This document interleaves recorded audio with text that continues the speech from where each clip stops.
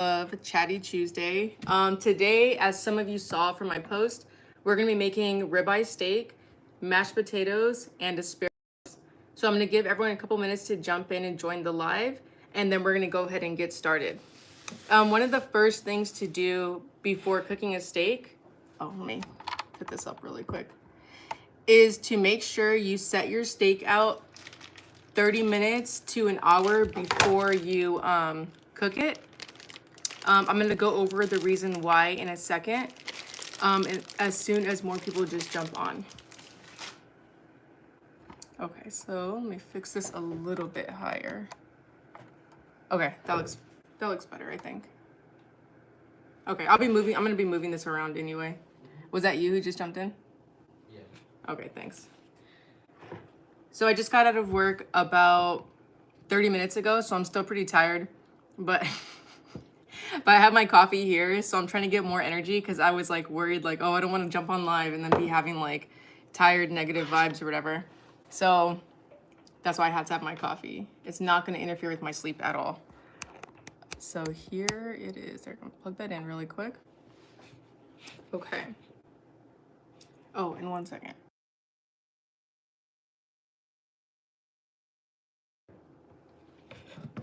Okay, so the cut I got today, like I said, it's called ribeye. There is a few other cuts that people like. There's like New York steak, filet mignon, everything like that. But my favorite is definitely, oh, hey, Luis, how's it going? My favorite cut is definitely ribeye because it has a lot of fat. So this is not the healthiest cut if you're trying to like lose weight or anything. This is just like for flavor. This is how big the piece of steak is that I got. I get mine from Costco in like a 3-pack, and it's pretty pricey. I think it's like, well, how much was it? Like $55 for 3? That sucks. But they're so big that me and my husband get to split one. So if we get one steak, that's enough for like 2 people. So I left a comment on my page, like I said before, about taking your steak out 30 minutes to an hour before you start cooking it. The reason for that is because steak gets really cold, like in the center and everything. And if you want it to be evenly cooked, you have to let it kind of get closer to room temperature. So I was cooking some steak last night before this live and everything. And the outside got really crisp, but the inside was still a little bit too rare for how I like it. Like I like the steak a little bit rare, but it was just too rare. And that's because the inside was still cold. So that's why you take it out a little bit ahead of time to let it get more room temperature. Okay. So the first thing we're going to do is we're going to preheat our oven. So for those of you who know, we're going to be cooking some asparagus later today. So go ahead and preheat your oven to 350. It's going to take a minute for it to heat up. So we're just going to let that preheat while we're getting started. And I'm going to go over all the ingredients that I listed so that you guys make sure you have all the ingredients out. So the first one, right? Steak. Let's go over the seasoning we're going to be using today. We're using thyme, rosemary. This is my favorite blend to use. It's called the blend salt, pepper, and garlic. Right here. This is what I like to use for all the steak. It's really, really good. So use this one. Other seasonings we're going to be using for asparagus and everything is salt and pepper. And then also for the steak, butter, garlic. We got our potatoes. You can use sour cream or yogurt to mix into the potatoes when you're mashing them. And then heavy cream or half and half. And then just our asparagus right here. Okay, so put that all aside.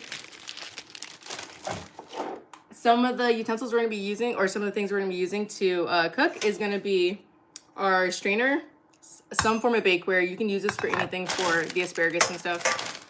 And then just a pot to boil the potatoes.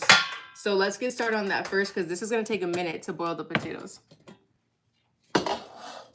Since it's only me and my husband, I like to use this small little bag of potatoes. I get them from Trader Joe's. But when I lived, oh, hi Paris, thanks for joining.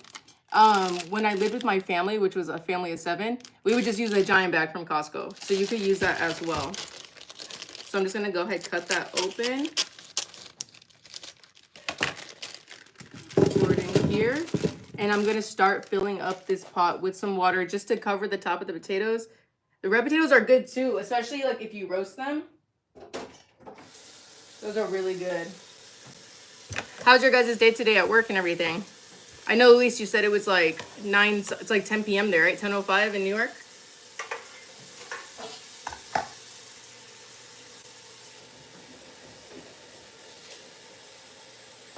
Okay. Okay, perfect. So I have, yeah, 10:05, dude, that's crazy. So I have my pot of potatoes. The water is just covering the top of them. And I'm gonna go and put that on like medium high heat. The goal, especially with mashed potatoes, is to get them so soft that it's really easy to mash. So it's gonna be what's it called? Just cooking for like the majority of the time that we are preparing our food. Okay, great. Dude, Luis, you're gonna get really hungry. Yeah. My husband's in the chat, we're underneath you, and he's gonna be eating right after this, but the steak is gonna turn out bomb. Like, it's so good. Okay, guys, so let's take the steak out. I'm putting it on my cutting board, so let me face you guys down a little bit so you can see. Okay, that's better.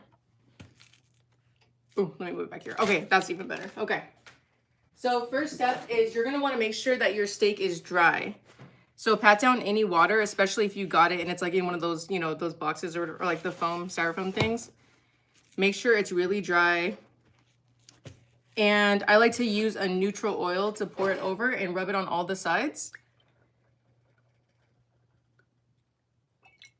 So this is just what I do. I'm not like, obviously like an expert or anything, but this is what I like to do to, and the steak comes out great. Right, Lindsay, you like it? Whenever I make this steak, I've had like family members and friends and everyone just be like, you gotta make that steak again. So just trust when I say it, give this recipe a try. I think you're gonna really like it. Okay, let's see. I usually get the instant mashed potatoes. You know, I heard that's really good actually. So the kind of oil I'm using right now is just avocado oil, but I have used canola oil in the past and it works just fine as well. So since I still have it, I'm gonna pour some in a pan. I like to use a medium-sized pan, but it really depends on the size of your steak. If it's smaller than this, then use a smaller one. But for this size, I'm gonna use a medium. And I'm gonna pour it at the bottom of the pan. A good amount to cover the entire bottom of it. But not like where you're deep frying or anything, but I put it like that much all over, see? And I'm gonna put that on medium heat and just let the pan get hot right now. So in the meantime, I'm gonna go ahead with that blend and I'm gonna pack it all over the steak. So this part is important because this is like where all the flavor is coming from. I've tried other seasonings that were like meant just for steak and everything, but this has been my favorite one for sure. So I just put it all over the cutting board and I use that to roll all over the sides and everything and pack it on right at the top. It's healthier to use avocado oil. Yeah, I think it is healthier, but this recipe is definitely not meant for health. Like, it looks pretty healthy inside the picture, but because we're using such a fatty cut and because we're adding like so much butter and stuff to the whole meal, it's not that healthy. Let's see. I'm willing to learn in my ways, but steak don't ever taste better than the, oh, please. No, I'm telling you, this tastes better than a lot of restaurants. I think so, at least. Maybe I'm just like too excited that it turned out well a few times, but I think I perfected this recipe at least. And it depends how you like it. I prefer the steak to be medium rare, kind of more on the rare side, but I know a lot of people who are like completely grossed out about that and they just like it to be well done. So depending on your preference, if you like it to be well done, cook it longer than I do in this. Forget healthy food tonight, exactly. Okay, so that's all done. I'm just gonna wash my hands since I use them to do that. Okay. So once your pan is nice and hot, you're gonna go ahead and put the steak directly on it. Now the goal is to get like one side to get like have like a nice crisp on it before we move on to the next step, like before we go on flipping it to each side. So let me see if it's ready. It's not ready yet.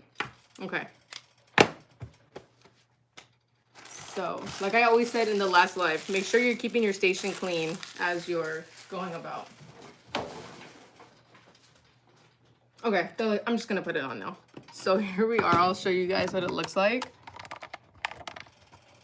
Okay, here's my pan, right? It's on medium heat. I'm gonna go ahead and put this on. So you see how this pan is just big enough where the steak is like almost touching the sides. I like it to be that way because I feel like it cooks really evenly. And later on, I'm going to be doing something called like basting where you put the butter and you get to do it that way. And I don't like there to be so much room like when I'm trying to do that. So I like to leave it that angle for now.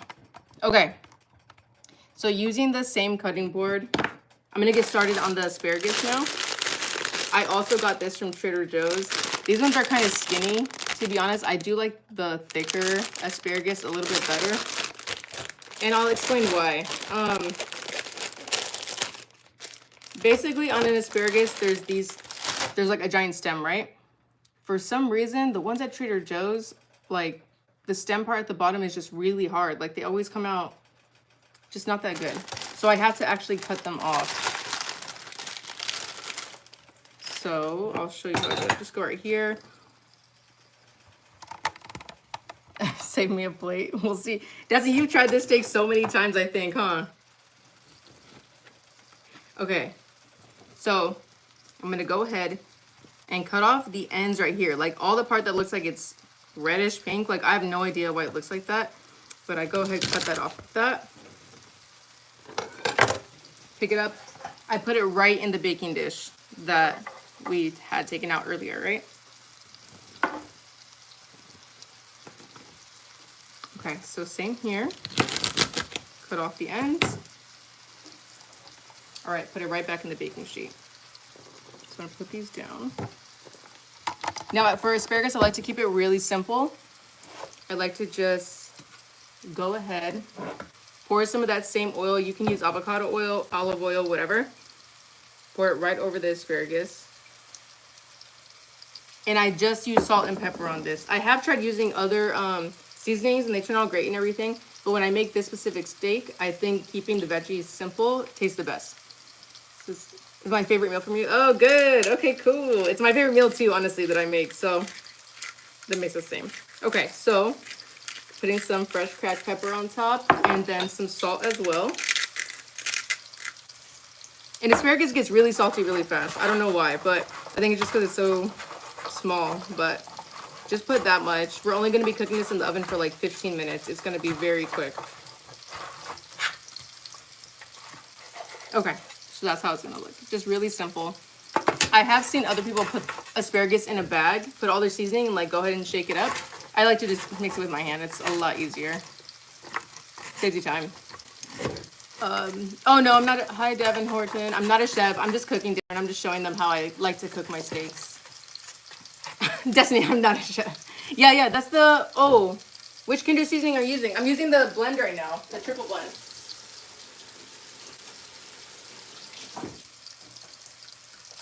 So for those who just joined, I am using, the salt, pepper, and garlic blend right here. The steak is actually already on the stove. That's how quick this recipe is. It's very straight to the point. And I was explaining earlier that it's important to take your steak out of the fridge like 30 minutes to an hour before you get started, because the closer it is to room temperature, the better it's going to cook evenly through. And the other day I was cooking it, I didn't take it out early enough in time, and the outside was cooked and the inside was still like raw, like it was cold. And if that happens, then the outside's going to end up burning, you know? Otherwise, no, but she cooks like one. Oh. Okay. So let's take a look at how the steak is doing, okay? So that is not cooked, don't worry. That's the top section. I'm gonna show you guys how it looks right now flipped. So this is kind of like forming a nice little crust, but it's not exactly what I like in terms of like, I still want this section to be cooked a little better. So I'm gonna go ahead, put it back on the stove and let it cook a little bit longer on there. After this, we're gonna focus on cooking the sides. So some people like to use, what's it called? A thermometer to check their meat. I personally do use one when I check the steak. I like to stop cooking it when it's at 120. Just for reference, it is raw right now. And it's at 93 degrees Fahrenheit. Once it hits around 120, 125, I do take it off. I let it rest. I know, right? This steak is fat like crazy. I got it from Costco. There was only, it came in a 3-pack. So you get 3 of these, but it's pretty pricey. It was like 55-ish dollars. But one of these steaks could feed 2 people. So it's like a treat for sure. Okay, so let me see how that center part's looking. That looks a little bit better than before. So I'm gonna go ahead and cook this side. And I just like to hold it there. This thing will fall over. Steak is one of those things, like, you actually gotta be like kind of keeping an eye on it if you want to get like the desired texture and everything. So I like to cook this side. My favorite part about the ribeye, or really any steak, is this fat part right here. Like, it's the best. Some people are grossed out about the texture, but I'm telling you, like, the fat on a steak when it's cooked, it's like literally so good.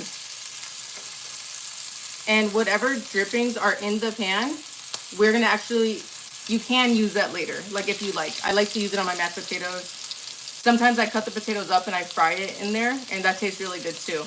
But for the sake of making a specific meal, we'll just keep it as is. But I will show you guys how I like to eat it later. Okay. Yeah, Costco steak is really good. Yeah, I'm definitely gonna be bringing in the butter. I wait till it's basically almost at the very end, like basically cooked through, before I add butter. So let's take a look at the side. You see how it has like a little bit of a crust? Nothing crazy, because I still want to keep it a little bit on the rare side. So I'm going to go ahead, flip it on this. And now we're going to be cooking the fat. Okay. And for those of you who just joined, I'm cooking some ribeye steak. It's going to be on the medium heat. So I'm just cooking it kind of slowly, but I'm checking out my potatoes now. The water's already boiling. I really don't even keep that much of an eye on the potatoes because I want it to be very cooked. I want them just to be super soft, you know? So when I'm mashing them, the longer you boil them, the easier they are to mash, the creamier consistency you're gonna get with your potatoes. Yeah, the crust is looking good. It's gonna look better when I do the butter thing. Okay, so now I'm cooking this side. Some people also have the weight they like to put on a steak when they cook it to get more of like an even cook all the way through. I'm not that specific about how I like it, but if you're also into that, you can put something heavy, a piece of metal, a weight, or just something that can handle heat. Okay, so now cooking the last corner. And then I'm just going to let it lay down on the uncooked side and let that kind of cook while we're doing the rest of the recipe. Let's see. Yeah, dude, the steak is like $40 to $50. But that's, mind you guys, I'm in California, so that's a California price. It could be cheaper in other states. Also depends on the store you go to. There's other options. Comes with berries, yeah. Oh, you do? That sucks. Yeah, it's pretty bad price, to be honest with you. But like, think about it. If you go to a restaurant, right, you're going to spend that much anyway, depending on the steak that you get, especially for 2 people. So if I'm getting 3 for around 50-ish bucks, that's like 6 steaks, 6 different meals. So I think that's a really good deal in that case, you know, if you just learn how to cook it right. So now, guys, this is the raw side still. I'm going to go ahead, make sure the oil is kind of around the pan, and let it just lay down. Okay. Now, while that's cooking, we're going to go back to the asparagus that we prepared. I'm going to pop it in the oven now that it's all heated up, just for 15 minutes. So there's a timer on my oven. I'm going to press it for 15 and just let that sit there. In the meantime, I'm going to grab a butter knife and I'm going to use it to check on the potatoes. If the butter knife slides through very gently without any force, then they're good to be mashed. But if not, then just let them keep cooking. Yeah, these are like nowhere near done. So I'm actually just gonna raise the heat because I'm impatient and I want it to be cooking a little bit faster. I'm gonna go ahead, I'm gonna check the temperature on that steak now, see how it's doing. Let's see. Oh, I guess I misread it earlier because when I read it earlier it said 96, but I guess that was that section. Right now it's saying like 84. So it's not even, it's nowhere near done yet. Let's see, what are you guys saying down there? I can't even read it. We'll pay $30 for a small steak here in the restaurant. Yeah, exactly. And I tip, exactly. You know, plus at home you have extras, you have TV. See, it's good to learn how to cook. You know, you will save a lot of money. And it's fun because you can kind of experiment. Like when I first started cooking steak, which was probably like about 3 years ago, I was so bad at cooking it. Like, terrible. I would make it so dry. And sometimes I would burn it, or sometimes it'd be way too raw. Like some parts would be really cooked and the other part would be like unevenly raw. And so when you cook, you kind of learn how you like your food. And honestly, that's how I experimented with trying meat at rare, medium, whatever. And I learned I really like medium rare. But you're going to have trial and error. But it's fun because you get to tweak the recipe and be like, you know what? Something the restaurant doesn't have is this or that. And you can add it yourself when you really learn how to do it, you know? Are you putting it in the oven to finish? I'm not. The way I make this steak is literally just stovetop. You'll kind of see how I like it. Like, if you like your meat medium well or well done, I do recommend popping it in the oven to continue. But I do like it on the rare side, so I will not be putting it in the oven. So I just gave it a good flip. This is how the outside is looking now. I'm going to add the butter. So guys, this is the best butter. Kerrygold. It's on the pricier side, but taste-wise, this is the best butter I've ever had. I'm going to take about 2 tablespoons, and I'm going to drop that right in on the side there. This is where I like to add the rosemary. Right here. Oh, sorry, this is the thyme. But my favorite part is the rosemary. And if you want, you can add whole garlic cloves. So remember we talked about last time, the entire thing of garlic is a head. When I'm talking about a clove, I'm talking about the individual little pieces, right? Cloves. So I'm going to go ahead and peel 2 of those. I like to add these for extra flavor, plus I use them later on top of my mashed potatoes. So I just go ahead, drop that right there with the butter. And it adds like a, it really enhances the butter. It makes it like infused with garlic and stuff. So if you like garlic, it's a great addition. If you don't like garlic, just skip that step altogether. Yeah, I hate going outside to grill. That's why I never do, yeah. Do you add toppers like shrimp or mushroom? Oh, no, I don't. Not this time, but I have added mushroom gravy before, and that was really good. But my steak is so good, it just doesn't need it. I'm serious, guys. It doesn't need it. Like, my husband's like a firm believer in like mushroom gravy, but this steak is really good. Okay. Let me make sure this is over here so you guys can see. Can you guys see that okay? Okay. So I'll turn it this way for it to be better. You just kind of baste it like that.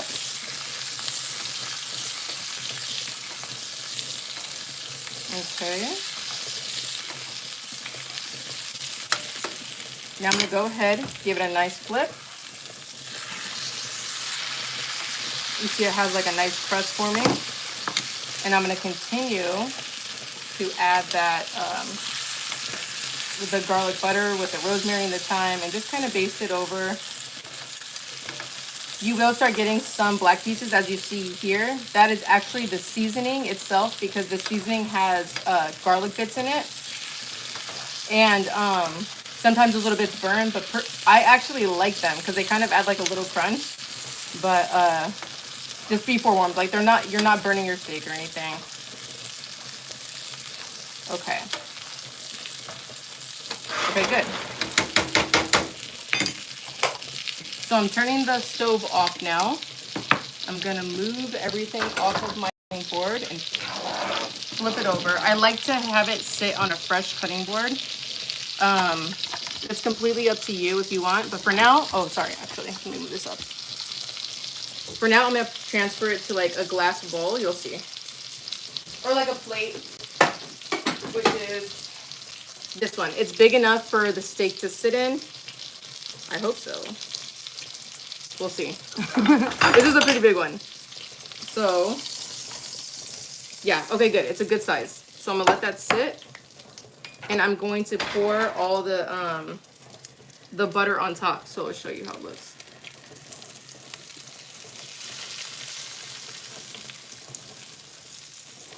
So I made a short about this yesterday, to let you see like the final product. But for now, while I'm cooking the rest of my food, I just let the steak sit there. These are the pan drippings that I was telling you about. If you cut up potatoes and you bake them in the oven or something, add a little bit of the seasoning, you fry it up in this butter and this sauce, I'm telling you, it's the best. Like every single time I make the potatoes like that, people are like, what's this seasoning? And I'm like, it's literally fat. Like it sounds bad, right? But I can't explain it because it's like a mix of the drippings from that, the garlic, the butter, the fat from the ribeye, the oil. Like you really can't recreate that any other way. It's really good. But for now, we're just gonna make mashed potatoes because it's gonna look really nice. Like I like the way it looks when you present your food, like when you have the steak, potatoes, whatever. And also, I'm still gonna use that drippings, but I'm just gonna scrape it on top. Okay, so I'm gonna put that garlic away. How are you guys doing? I'm not sure if anyone's following along with cooking at the same time. It's okay if you're not. But is everyone doing good if they're in the chat? Okay, I've never had mushroom gravy. You gotta try it. There's some good mushroom gravies and there's bad mushroom gravies. Do you guys have a Texas Roadhouse in your state? Because they have some pretty good steaks, but their mushroom gravy sucks. Right? It's so bad. It's so bad. If you guys want me to show you how to make mushroom gravy, I definitely can. I have no mushrooms now, but I finally like perfected my mushroom gravy recipe. It's really good, but the one there, it just sucks. Like, there's a good way to make it and there's a bad way. And we can make gravy from scratch. I think it's like 4 or 5 ingredients. Mushroom gravy reminds me of my country fried steak. Yeah, it's pretty good on there too.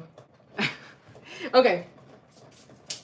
So remember, asparagus is in the oven. I'm gonna go ahead and check on the potatoes now. Okay, now the lid's getting hot, so let me grab my mitten.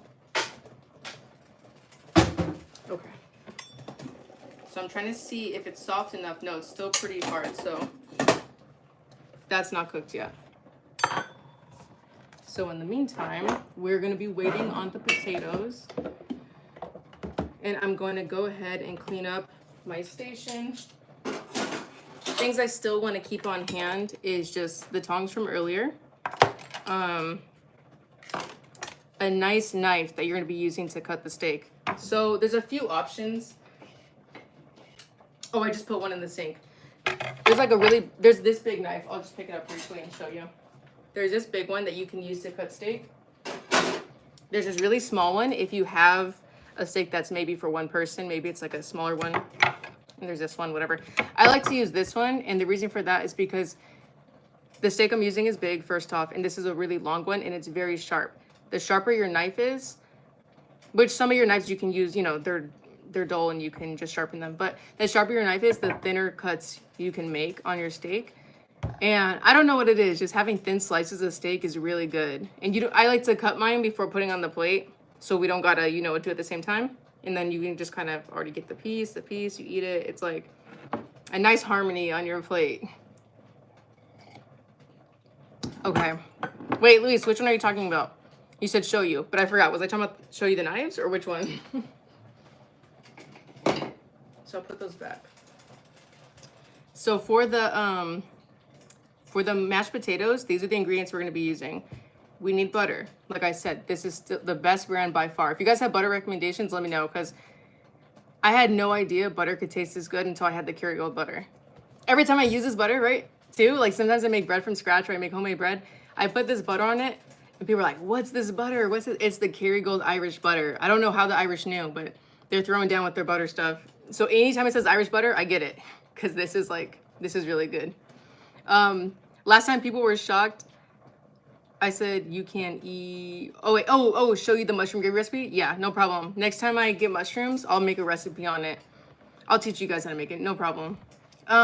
Last time I told you guys that anytime a recipe asked for sour cream, I replace it with like Greek yogurt. People were shocked, but I'm telling you, they taste so similar. And my sister used to just use sour cream, and one time I made her mashed potatoes with the yogurt, and she was like, what? That was yogurt? And I was like, yes, it tastes the same. Like, you can't even tell. It's better for you. It's higher protein. And I always have yogurt on hand. So one time I just did it because I had no other options. And then now I'm like, now I love it. So Greek yogurt, butter. I said half and half in the ingredients, but then I ran out and I did not want to go back to the store after work. So I have a little bit of heavy cream. You can also just use whole milk or whatever. And then salt. That's all we're going to need for the mashed potatoes. The rest of the ingredients for the steak, they can be put away now because we're done with that. Destiny said the Greek yogurt was so good. And it was just right. Yeah, Luis, try the Greek yogurt. And it's cheaper. You get like a bigger thing, right? It's way cheaper.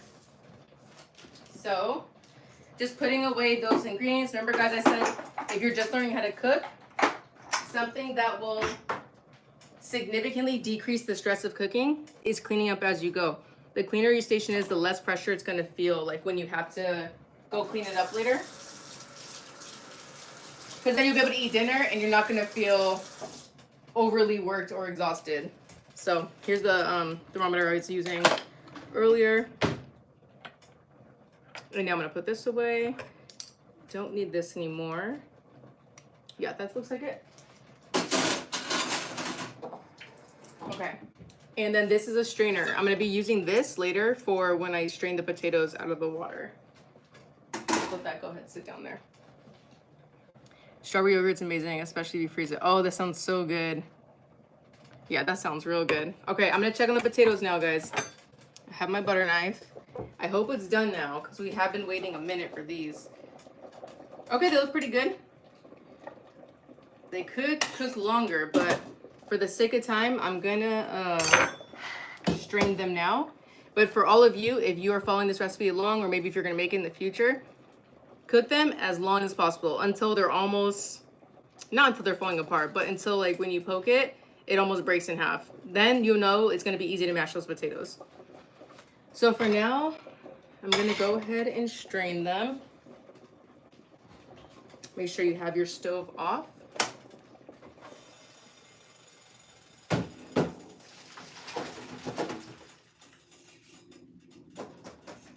Okay, and we'll pour that right back in. Okay, so now I'm going to show you all by moving the camera. Okay, oh my gosh, this thing is like not helping. Let's see. Okay, let me zoom it up so you guys can see. Okay, so here's the potatoes, right? They're all strained. I'm going to start out, I know this is bad. I'm going to start out with 2 tablespoons of butter. I'm going to drop that right in. I hope that'll be enough, but if not, we have extra butter for that. I'm going to put some salt. Whoops. The little bit of heavy cream that I have left, you really don't need much. It's just enough to add, like when you're mashing it, it does help a lot to make it creamier. So I didn't really have much. I think I probably had like, I don't know, 1/8 cup left. And then the Greek yogurt. So I need a spoon. I'm gonna add like, probably this is like 2 tablespoons probably. Okay.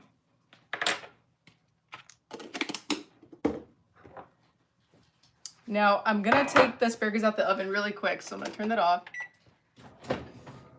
This is what they look like. This is the way I like the asparagus. You know, they still have a little bit of crunch in them. They're still nice and green. It's easy to overcook them. They turn a little bit brown, and that's okay too, but there's not gonna be any crunch in it.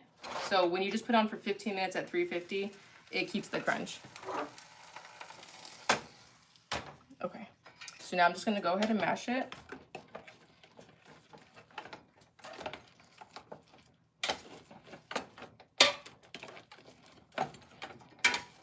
Now, if you cook yours longer, it's gonna be a lot easier to mash. I can tell that I wish I would have kept these on a few minutes longer than I had, but this will do just fine. Plus, I only boiled a little bit of them. As you guys saw, I probably was only boiling them for about 20 or 25 minutes. If you have a bigger bag than the one I had, which I believe was like a 1 pound bag, then definitely you're gonna have to start boiling them a lot sooner if you want this to be a quick dinner. Right? I always think I'm patient until I'm hungry. Exactly.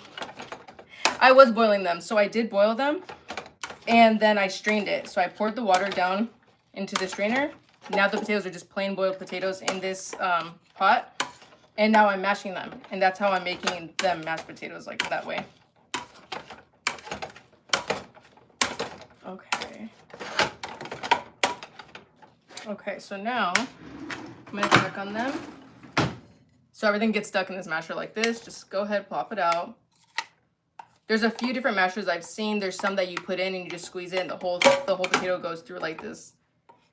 These tiny little holes that will make it super finely mashed. But I'm so used to using the old style ones that I kind of like the old ones better. So we're gonna go ahead and mix it. So now this is like the consistency I currently have. It's not as creamy as I would like. So that's why I say I'm gonna put more butter. If you would like a healthy alternative, just boil your potato and have a simple boiled potato. Mashed potatoes, I do like it to be a specific way. So this is just the, I'm gonna add a little bit more yogurt as well.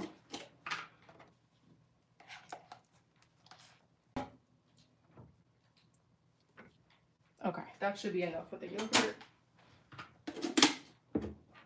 Gonna go ahead and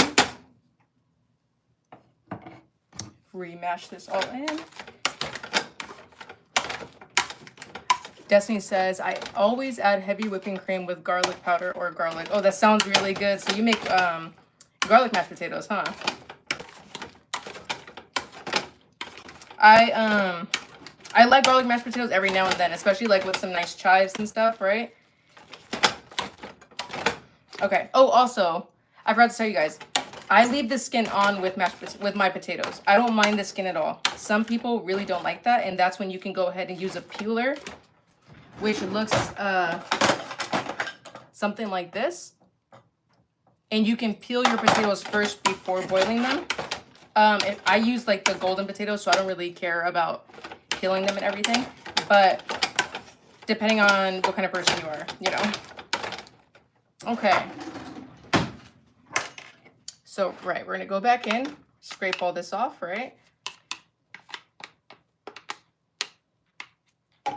Okay, this consistency looks a lot better to what I'm looking for.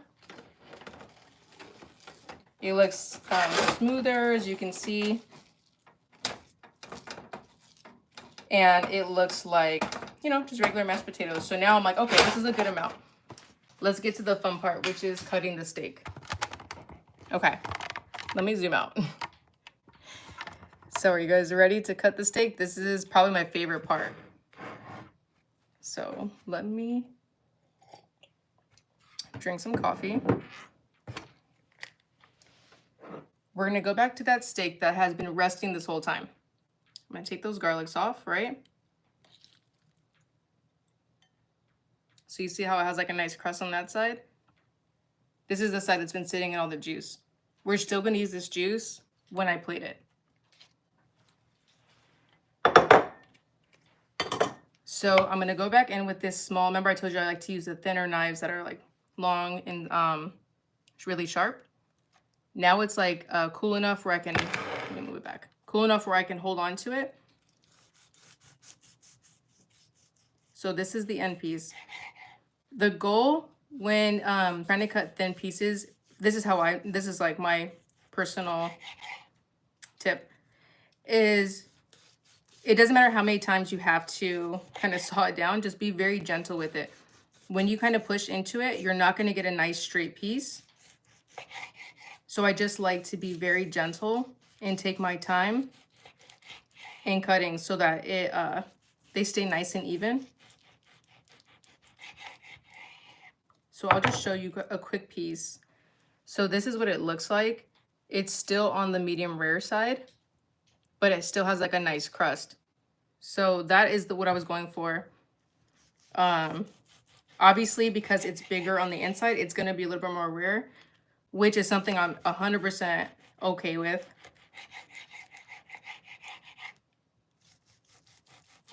And I just go through and cut the entire steak. I'm telling you guys, the fat pieces are the best. Like, you gotta get yourself some of the fat pieces. It looks gross. Like, I'll show you what a fat piece looks like. Oh, it's probably on this side more. But the fat is like this. It's like the white part right there. But it's really the best part of the steak, in my opinion. Like, it's so good. It tastes better with the steak. Like, don't go ahead and like eat a whole chunk on its own. Like, that may be a little bit too rich, but also, if I were to have cut this steak immediately from taking it off of the stove, it would have, like, I guess you could say, bled out. So all of the juice that you saw sitting inside of that, some of it was from the pan, but some of it was from the inside of the steak. It would have just bled out all over the cutting board. And you want to keep as much of that inside as you can, because that's where the flavor is. Like, you don't want it to be like a dry steak. This is how you keep the steak to be nice and juicy. So remember, we're just taking our time, going through each part. And as you can see, this is plenty of steak. Like, we can split this up into a third meal. Like, I could do some meal prep for him. But tonight we're hungry. We're just doing this directly into, like, right? We're hungry. We've been looking forward to the steak. Okay.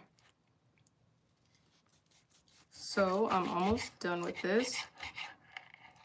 There is a little bit of a tough part right here that I'm noticing. Oh, it's from this side right here. Gotta cut that off with it. Okay, good. Now that that's done, I can go back into my regular cutting method.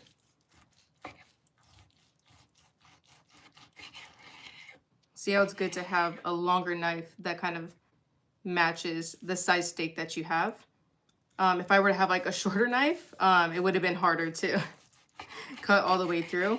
But I also don't like having the big chunky knife because it's harder for me to make like thinner slices. So I like to just use this one.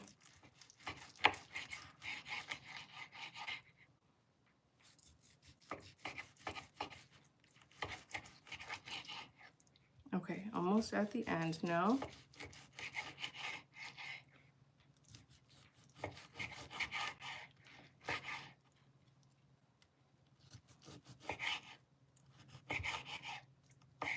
So I'm gonna rinse my hands really quick.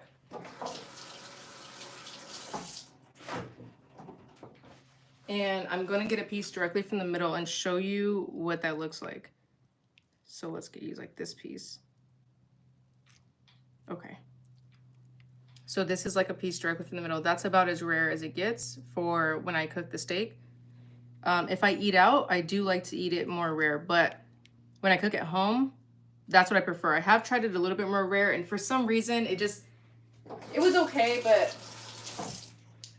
I feel like I didn't get the crust I wanted and stuff. Like, it was a little bit too rare. But this is like the perfect style that I like. And now we're just gonna go straight on to plating. We got our asparagus, our mashed potatoes. Let me wipe down this counter space really quick.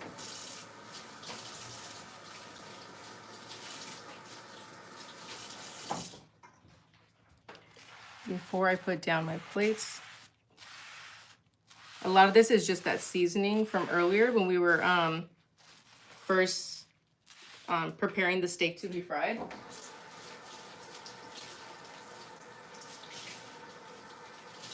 And for those of you who've been here since the start, which is like Luis and Destiny, as you can see, this is somewhat of a quick meal. Like, if I were not talking or going slowly, I could have finished this probably in 30 minutes or so. But it's pretty good if you're trying to have like a nice fancy dinner, like maybe for someone special or a family member. This is a really good dish to prepare. Okay, so let me there's these 2 bowls I want to use here. Okay, just 2 regular white bowls. Let me see. Yeah, it just tastes the best for sure. Okay, so here's the plates, right? Going back in with the mashed potatoes that we had prepared earlier.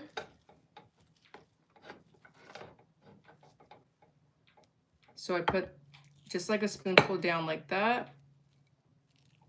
Oh, these ones are a little sticky. It's not as easy as it looks. Okay.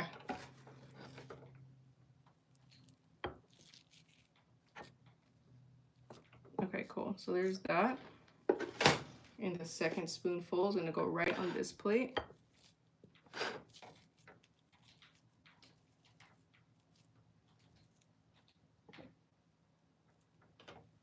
Okay. Going back in with that baking dish we had, just gonna grab that asparagus, plate it right next to the mashed potatoes. Very simple. Remember, we just used salt, pepper, a little bit of oil. And then now I'm gonna go in with the steak. I like to give my husband the bigger pieces because I actually just like the small fatty ones. Oh, hey Mike, how's it going? So then I place his steaks right there. And then the rest of the little ones I like to have right there. Okay. Now this part is completely up to you and what you want, but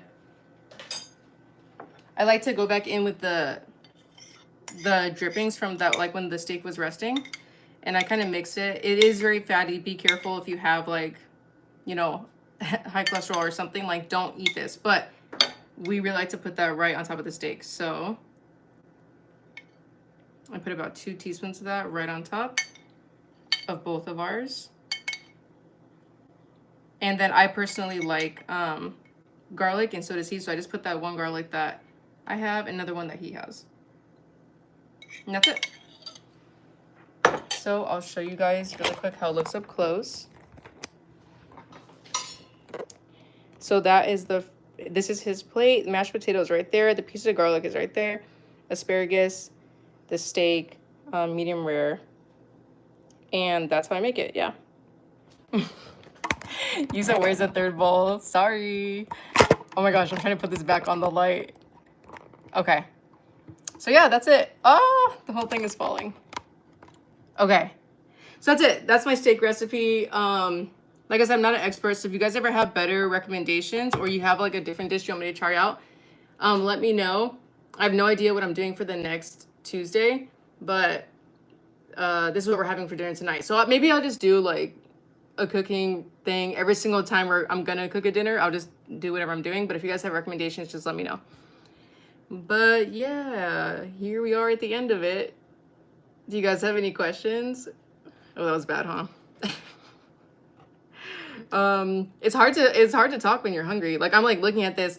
I was trying to do a vlog last week, and it was like maybe 12 a.m. and I was so hungry, and I was trying to talk to the vlog about how I was excited to have this dinner, and I lost my train of thought, and I was like just looking at my food, and I just started eating it. And like I was rewatching the vlog earlier, and I was like, I can't post this. I was like, what a monster. I couldn't even finish my sentence. So anyway, I'm gonna go ahead and eat now.